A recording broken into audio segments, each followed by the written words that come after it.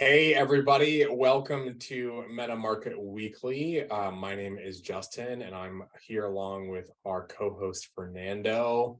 And what a week it has been. What a last couple of weeks it has been. I don't think we're going to have time to talk about all of it in one episode, but we are going to get into it a bit today. Fernando, what's up, man? How you doing? Hey Justin, I'm doing great as usual. Yeah, like you said, it's been a crazy week. Previously, I mean, it was kind of not too volatile, same old usual stuff. But this week has been really crazy, especially in the cryptocurrency market. I don't feel, I know that right now we're going through an orchestrated attack at cryptocurrencies, Yep. and the economy is not really doing that well either. So today's podcast, we're going to start by sharing my quick analysis of the market as usual. And I'm going to share with you several things that are happening right now that are having a major impact on the market, and they will continue to have a major impact on the market. It's crazy right now, I'm not gonna lie, but it is what it is. And eventually, in the down the road, on the future, things will get better. But for now, it's looking kind of intense. I'm not gonna lie to you. But yeah, let's give it a go. Let me start by bringing my TradingView account. Here we are. Okay, so as you can see here, I had my parallel channel pointing that we had a pattern here. It was starting to look like we're going to continue off this pattern. Everywhere, I personally was expecting 30K. I think this is one of the first times that I've been wrong about the direction of the market. And the reason why is that technical analysis is amazing because you can always predict what the market's gonna do next if you have a good technical analysis. It's like when you're looking at the wind, and by knowing the how strong the wind is and which direction it's going, you can predict where there's going to be a hurricane and where it's going to go next. And the technical analysis, it's just the same. However, technical analysis stops working when there's external factors happening. And this week, a major external factor happened that affected the direction of, we had a current direction, we had a pattern forming, and then we had this event happen, which is a very bad one, not just for the cryptocurrency environment, but overall. So this is what happened. We had there's a bank in Silicon Valley called the Silicon Valley Bank, which was shut down in California by regulators. And the reason why this bank was shut down is no reason at all. So let me read here a tiny paragraph. So the California Department of Financial Protection and Innovation confirmed the Silicon Valley Bank was ordered to close, but did not specify the reason for the shutdown. The California regulator appointed the FDIC as a receiver to protect insured deposits. So there's really no reason why the bank is closing. And I'm going to be sharing more information with everyone about several other things that are happening this week.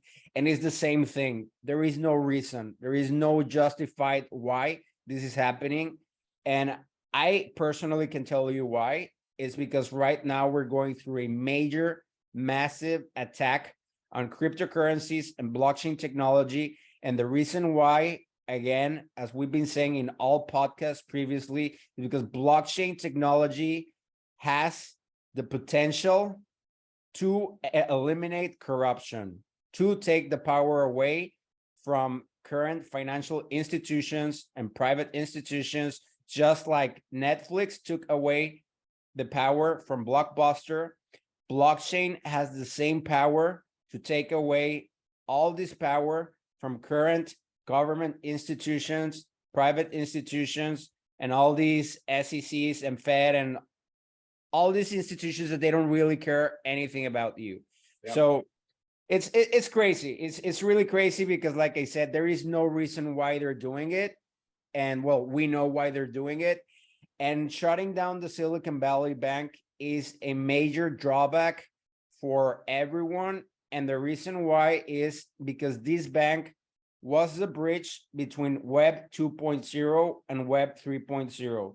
This bank was a major bank, if not the biggest bank, that was bridging traditional assets into the digital asset system. So if you had money in the bank or physical money, you went to this bank and these guys would digitalize those assets or money or whatever.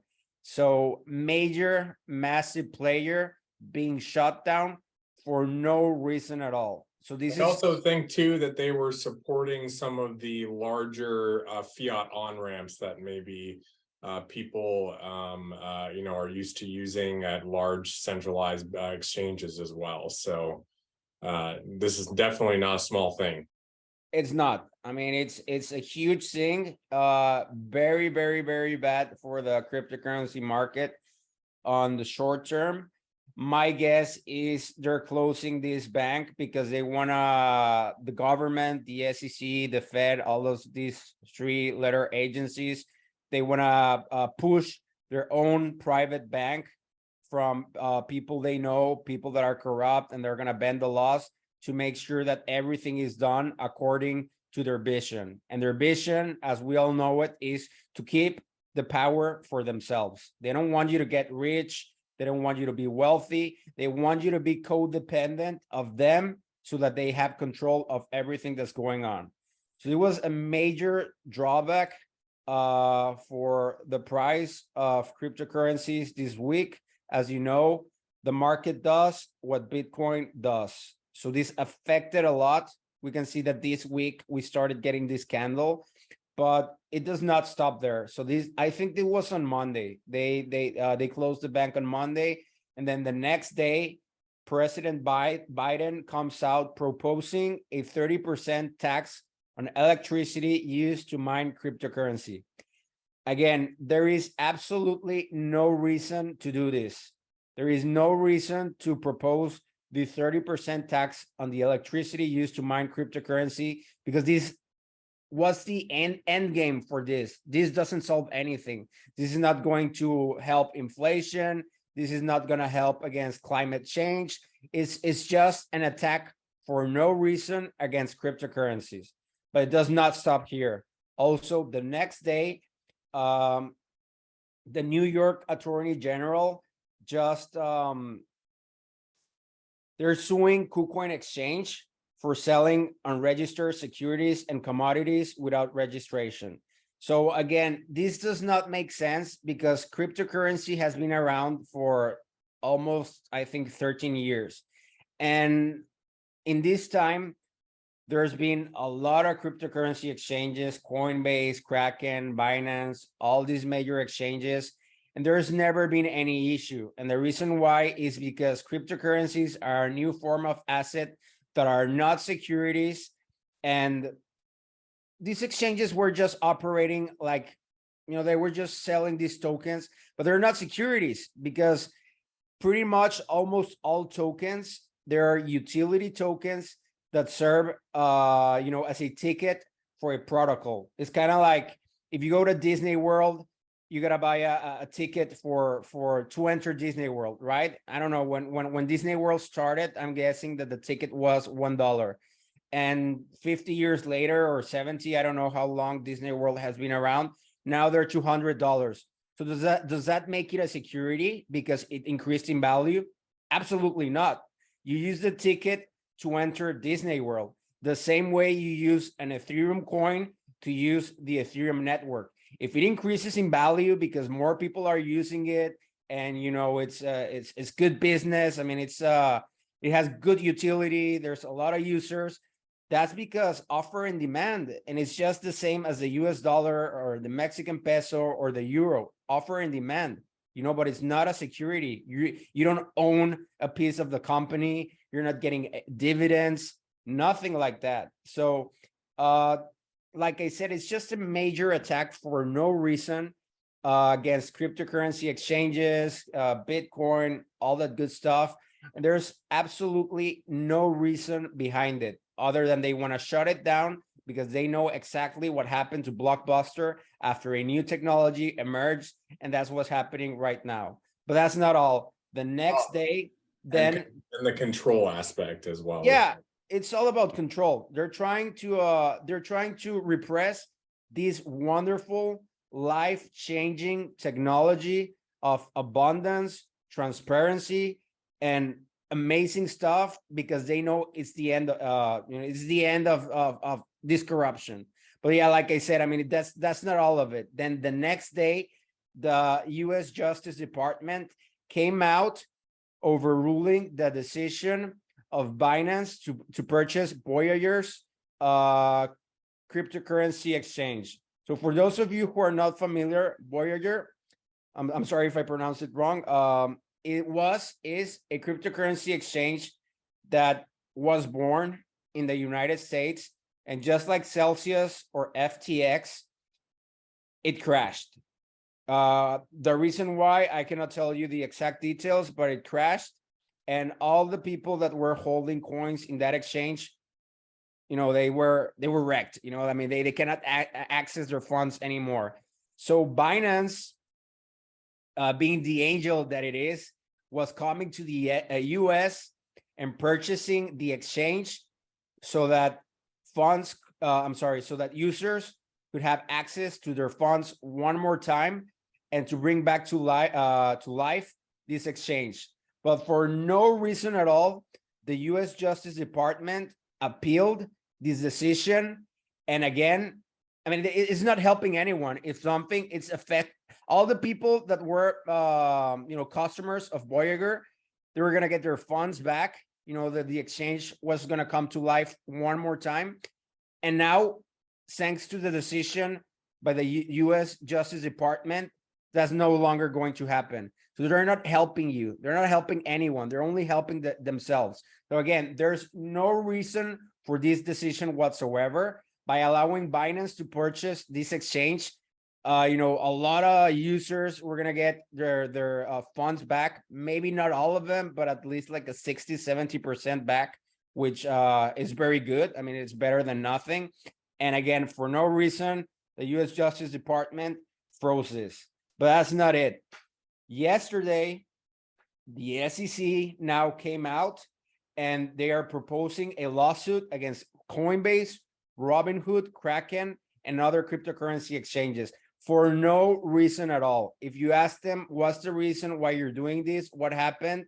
They're just going to say the same thing as always, because security, blah, blah, blah, blah, blah, blah. But the fundamentals, there's no fundamentals. It's the same old sad answer that they've been giving because they're afraid. They know the blockchain has the power to end corruption and make the world a better place. And it's just sad. I don't know if you want to weigh in on that. Well, I just have one more article that I wanted to share to go along with what we were talking about. Sure. This one. So the SEC has ordered Chuck E. Cheese to register. I don't know if that's a joke or if it's real. It's a joke, right? It's a joke. But the thing is, I just had to laugh a little bit, and also, I mean, come on. When I first read this, I really actually wasn't sure if this was real or not because of the ridiculousness that. Yeah. But I just thought I would share that little wonderful article there. And I agree. I mean, it's like the example I was saying with Disney World. If you buy a ticket for Disney World and it increases in value, does that make it a security? It does not make sense. Am I still sharing the screen? I think. No, sorry, I took over and then I stopped when yours. Yeah, let me go ahead and share it one more time. Yeah, so as I was saying, so if you buy a ticket for Disney World and it increases in value, does that make it a security? Absolutely not. Yeah. And it's the same for cryptocurrencies. Cryptocurrencies are not securities. You don't get dividends. You don't own a portion of a company. Nothing at all. It's just a ticket that allows you access to a protocol. If the access to this protocol increases in price in the future because there's a lot of demand. That's that's the problem of of a free market, but that doesn't make it a security. If I go right now and buy a piece of steak and next year it increases in value, does that make it a security? No, absolutely no. But these guys in power, they're ridiculous. They're acting like clowns. They just want to make us suffer. They want us to lose the value of our money, of our lives, and they just want to control us. They just want us to make us codependent of their system, and it's just wrong. I mean, it makes me angry, and it makes me even angrier that there's a lot of people defending this misinformation that they're causing, pretending to be the good guys, and it's just crazy, just crazy.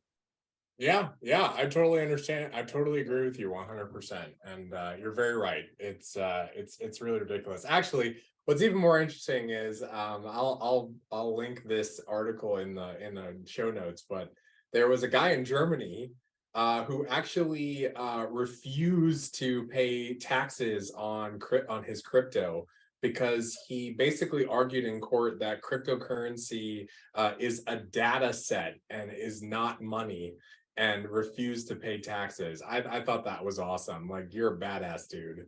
That's the kind of stuff that I like to see, is people standing up and calling out this bullshit, because it's 100% bullshit. And did he win, or is it still in court? I think it's still in court, but I think that's awesome. Yeah, no, it is, and that's definitely what we should be doing. I know it's gonna be hard. We need to go to war against the current system and let all the people that represent us, that we demand them to start using blockchain technology. Why? Because blockchain technology is transparent and immutable. I don't want the government to tell me that they're doing this and they're printing money with no evidence to back it up. If we pay taxes, we should be able to see where that tax money is going to. We should be able to see what they're doing with that tax money. We should be able to see how they're printing money and using it for what they're using it. We should be able to use blockchain technology for voting, who's going to represent us. We need to use blockchain technology for absolutely everything, because if we don't use blockchain technology, we're playing the game of, okay, I'm going to trust you, but if something goes wrong, there's nothing you can do about it because I'm the president. I mean, I don't agree with that, and I'm sure you or everyone else is not going to agree with it. But what are you going to do about it? They have the military, they have the police, they have they have weapons of mass destruction, and if you go against them, they're gonna attack you. It's just like what you were telling me a while ago with what happened on January 6th. So they were saying that these guys, they were rioting the White House and they used power to overtake the White House. And now we have the videos released by Fox News and Tucker Carlson showing that the police escorted this guy. I don't remember his name. Do you? Yeah, they called him like the QAnon shaman. I don't remember his real name, but that's what the media called him, at least. Yeah, so I mean, it's crazy that we have the videos showing what really happened, and this poor guy, he's in jail for like 4 years for a crime that he didn't commit. I mean, this is clearly misinformation from the government. And what are they doing? If you don't agree with them, oh, you're spreading misinformation. Just like with the COVID vaccine. I don't know if you remember, I'm sure you're familiar with Joe Rogan, right? Oh, yeah. Okay, when the beginning of COVID happened, Joe Rogan invited 2 of the top scientists in the planet that specialize in vaccines, and they were saying that, hey, you know what? These guys are not taking the time to develop the vaccine. It's not going to help you against COVID. It's not going to stop the virus. It's not going to protect you. There's not enough research for it. I mean, it just doesn't. It's not going to work. And these guys were, major scientists in their field. And what happened? The next day, Spotify was telling Joe Rogan that they're gonna cancel him. Yeah. So he had to come out and say, "Hey guys, you know what? I don't support or reject this. I'm just inviting guests to talk, and if they feel this way, that's their problem. I don't embrace anything." And the media and Spotify kind of shield, and they didn't cancel him, and okay, whatever. But the people that were invited to the podcast were labeled as terrorists. So what happened next? 2 years later, turns out that they were right. It's right that people are dying from COVID vaccines. The COVID vaccine is not working. It does not prevent the disease. It does not, it was all fake, And I tell all my friends that I feel like this COVID situation was an IQ test, to see how smart you are, because all you really had to do to understand if you should take the vaccine was go to Google and type in how long does it take for Pfizer or whatever to release a vaccine to the market. You know what the answer is to that? I think it's something like 5 years, isn't it, or more, a decade, somewhere around that time, that much of time. 10 to 15 years of research, Okay, not 1 year, not 2, not 5, not 7, from 10 to 15 years. Yeah, that makes sense. Yeah, absolutely. Yeah, I am pro science. I am pro vaccines. I've had all the vaccines since I'm a little kid. Polio, and I don't even know the name of these vaccines. Sure. Whatever. So I'm pro vaccines. I'm pro science. If I get if I get shot by a gun, I'm not gonna meditate and try to heal from meditating. No, because science is there for a reason. But science has a protocol. There's a time you need to wait for the vaccine to be developed, for new medicines to be developed, and the government didn't follow any of these protocols. So this is why we have right now a vaccine that's not working, and people are dying from cardiac arrest and all this stuff going on, and the government's just saying, oh, it's misinformation. If you say something that's nothing to do with what they're saying, it's misinformation. It's misinformation. We just showed a video of the police escorting people inside the White House, and it's misinformation. So it's crazy. I mean, it's crazy how they're just doing this, and I don't know where it's gonna end. Yeah, well, I agree. It's a giant psyop, and it's definitely an attack on humanity. And I think what we have to remember is that the other side, is not like you said, they don't care about us. Not only do they not care about us, they look at us as enemies. And we as the people need to stop bickering between each other about the color of our skin, or this or that, or how we dress or how we look. And we have to unify and come together and stand up against what's happening, because there is a active strategy and an active plan to destroy the human race. That's the bottom line of it. And I as much as we want to focus on the reality of what's happening, and we can't ignore that, and unfortunately, especially lately and this week, etc., it's been very negative. I also think that, what can we do as solutions? Because I think that we all want that solutions. I think we all understand the reality of what's happening, but what do we do? And I think the answer to that is we have to unify and come together, and we have to perpetuate and advocate for blockchain technology and for things like this, that are technologies that have been introduced to humanity to be able to fix this issue.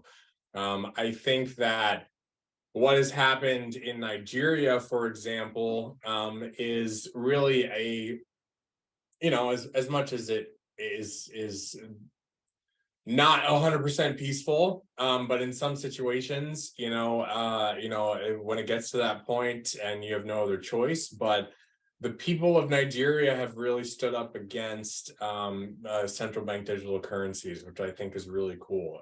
For everyone who doesn't know about what happened in Nigeria, basically, the Nigerian government has been developing a CBDC for a couple of years now. And sometime last year, they decided to basically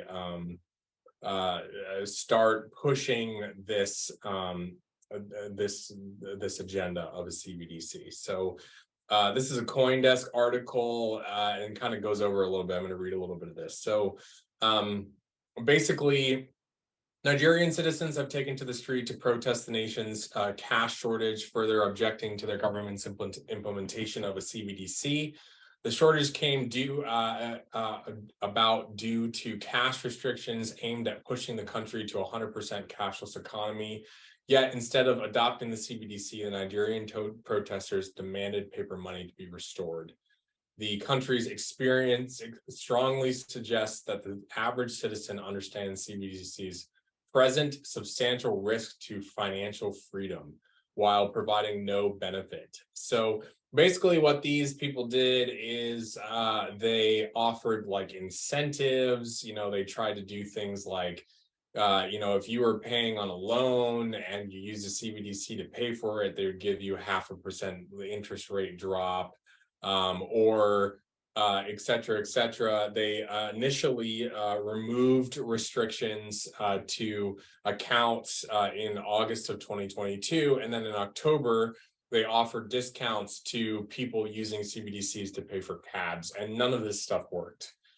So basically what they decided to do is they decided to double down and restrict cash withdrawals. They restricted cash withdrawals to $45 a day, which is the equivalent of basically 100,000 Naira, their currency. And basically, the citizens of Nigeria have just violently revolted. And trust me, I'm not a proponent of violence, but I think it's awesome that people are standing up and seeing the bullshit and seeing how corrupt and messed up CBDC are, seeing them for what they are, which is another tool for control. And they took to the streets, and they're protesting because they're not able to get cash, they're not able to access their money, they're not able to pay their bills and buy food for their families, etc. And it's really, I think, very cool to see. So I wanted to share some of that, and talk about that as a example of a solution. I'm not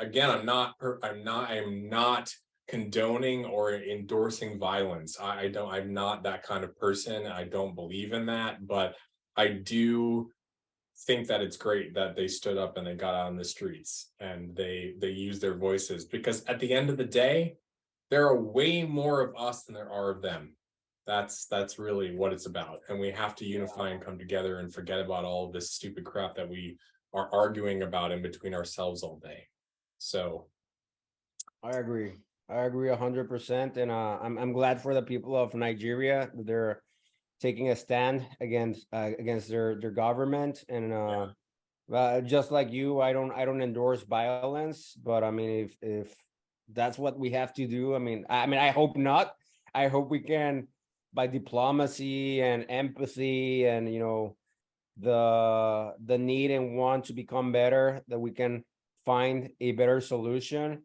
But the government has to work with us, and right now it feels like it's just them and them and them, and the balance is just not in the middle. So what are we gonna do? Well, I would disagree with that. I don't think the government is going to work with us. I don't think the government wants to work with us. And I think the people who are controlling the government definitely don't want to work with us. And I think that what we can do is we can unify. We can support projects that are creating an alternative, like Meta One, like other projects who are creating an ecosphere where we can operate outside of the system. Because here's the thing is, like it says in the United States Constitution, if the government becomes a tyrant, it is the right and the duty of the people to overthrow that government and to install a new system that is going to be a proponent of freedom and prosperity for all. And I think that that's the place that we're at. I personally do not believe that this system is savable.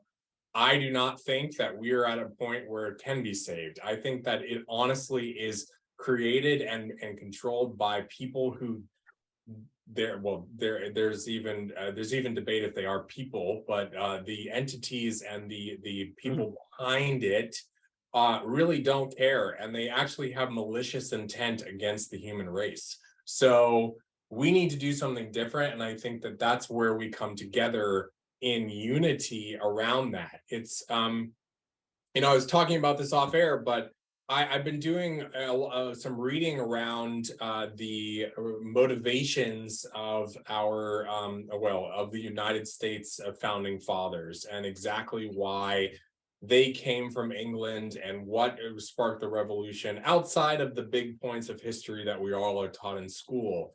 And really what I found was that the founding fathers were rebels.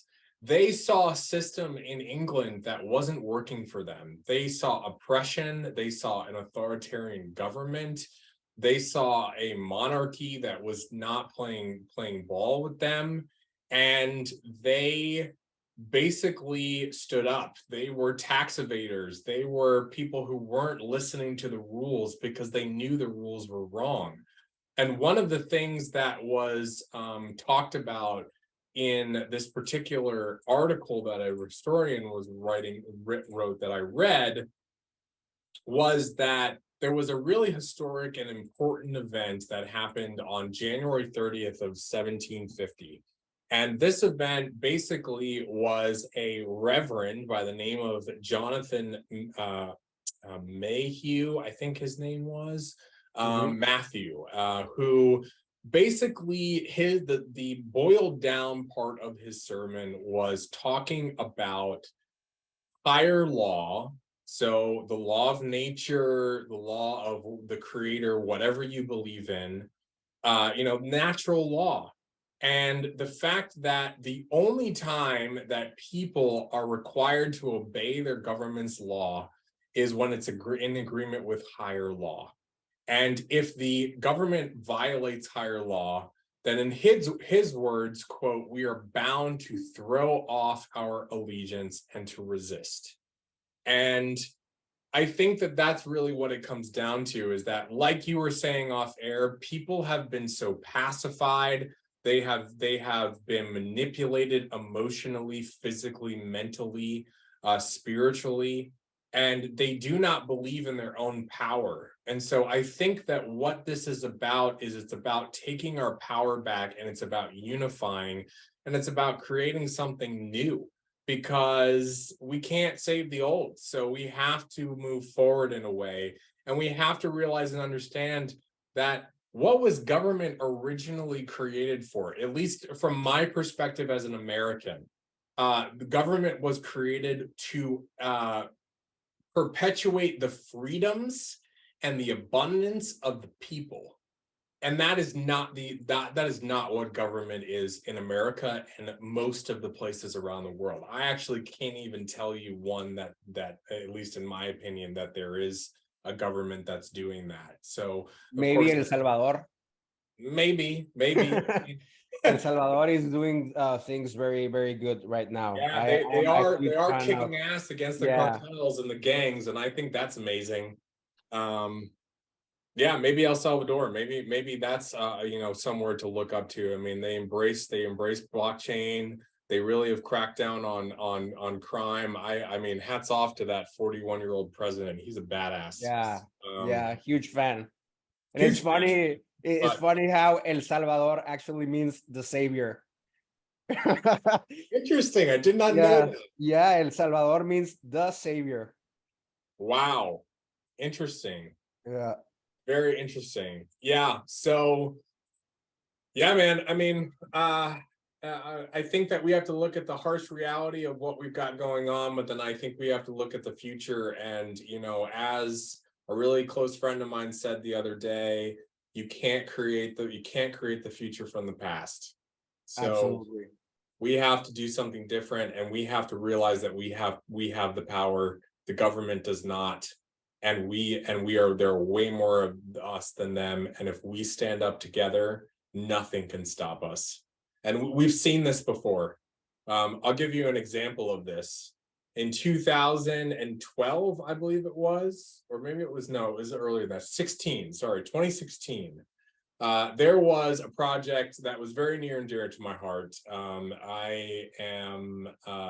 Cherokee, and one of the things that's very dear to my heart is land rights, and the fact that, you know, the original people of this continent of America are not given the honor and that they deserve. You know, especially in history, they're kind of whitewashed, and, you know, millions and millions of my ancestors were killed when you know, the Europeans came here. But basically, 2016, there was a situation where there was a pipeline named the Dakota Access Pipeline. You might have heard about this, Fernando, that had been laid down in North Dakota. And basically, very long story short, the government basically enacted what's called eminent domain, which is where they basically can take over private land, even though the eminent domain that they basically they did it a lot of people, but they did it to the Lakota Nation on the actual reservation of Standing Rock. And because through the treaties of 1871 and a few and Larimer Treaty, this was actually land that was agreed upon in those treaties to the Lakota people from the U.S. government, and basically they said, you have sovereignty over these lands, et cetera, et cetera. So technically and legally, they didn't have any jurisdiction whatsoever to go in there and to do eminent domain. They did it anyway for an oil company. So this oil pipeline was supposed to be built underneath the Missouri River. For everyone who doesn't know, there are 10 million people who drink regularly from the Missouri River, and there have been over 2,000 oil spills in the United States since 1986. So wow, you can just imagine what happens. Pretty much every oil pipeline in the world leaks. And so basically, this went forward. Long story short, there was about 30,000 people who showed up and created in a camp. This was the most unified and meeting of indigenous nations from all over the world that has probably happened in modern history. There's not another time. Over 300 tribes came together on this camp directly on where they were building this pipeline. There were also a lot of allies, a lot of other people who showed up. I actually went to the camp, and I was there for over 2 weeks. There was a lot of civil disobedience that happened. People were chaining themselves to the equipment that the company was using, et cetera, et cetera. Well, there was a lot of pressure on the president at that time, Obama, to basically revoke the permit for this pipeline. And basically what happened was there was an incident between the police and National Guard and these peaceful protesters, where typical situation where the National Guard and the police basically fired rubber bullets through percussion grenades, etc., at peaceful protesters on a bridge. A couple people actually died, and many others were injured. Completely peaceful, like Native American women praying. And this is what they did to them. So basically what that did was that sparked a massive group of veterans to head up to the camp. So on, I believe it was, because the veterans arrived 2 days before I did, so I think it was like middle of the January of 2016, over 15,000 veterans showed up to camp. And that was the day that Obama, the day after that or something like that, Obama actually rescinded the permit for the Dakota Access Pipeline. So that now, of course, unfortunately, the rest of the story is not so fun. The pipeline ended up being built, et cetera, et cetera. But the point of my story is that there is power in unity. And when people come together, it is recognized and it is seen by the government, by the those who are in power. And the reason why that is because they understand that the entire system is only built on our participation. If we are not participating in the system, they don't have any power. Because the fact is that, you talk about the military, right? But if the military actually stood up and said, no, thank you, we're not going to do this bullshit, just like, they're trying to start World War III right now. And if everyone stood up and said, sorry, we're not going to get involved in another stupid war that's over nothing that nobody wants, then they have absolutely no power, because the power comes from us. So that's what I really feel is important, and that we have to remember as human beings, is that we have the power and we can change our reality, and especially if we come together and we unify. So Yeah, well, absolutely.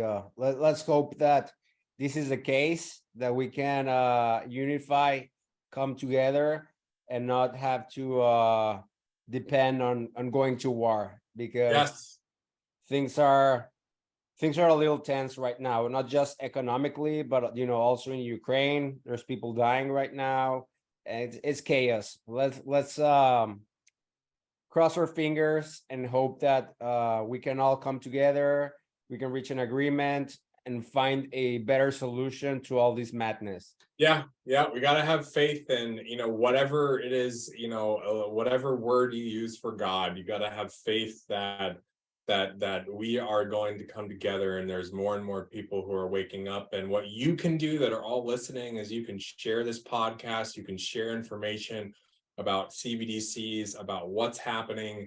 You can wake people up to this. There's lots of other stuff that you can do outside of just cryptocurrency. You can tell people about Meta One. You can get involved in creating a new system and building a new system. And all of us together can make a change on this planet. And that's what we're going to do. And it may take longer than we want it to, but I believe in my heart that it's going to happen. So I think that it's been pretty long already. This has been pretty intense, but really good. This is it's always a pleasure, Fernando, spending time chatting and batting back and forth about this stuff.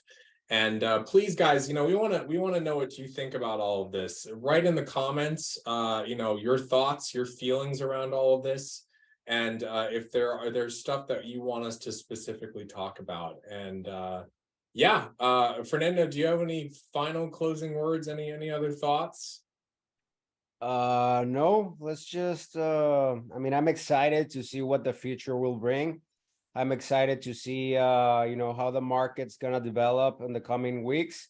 And I'm just happy to be here. I'm happy for our viewers. And like you said, if you enjoy our content, if you have anything to say, if you want us to talk about any subject, just leave a comment and give us a like. Thank you very much for being here. Yeah, and hit that subscribe button. That helps other people find our podcast. So we appreciate everybody. All right, everyone. Well, thank you so much for tuning in this week, and we'll see you next week. Take care. Bye.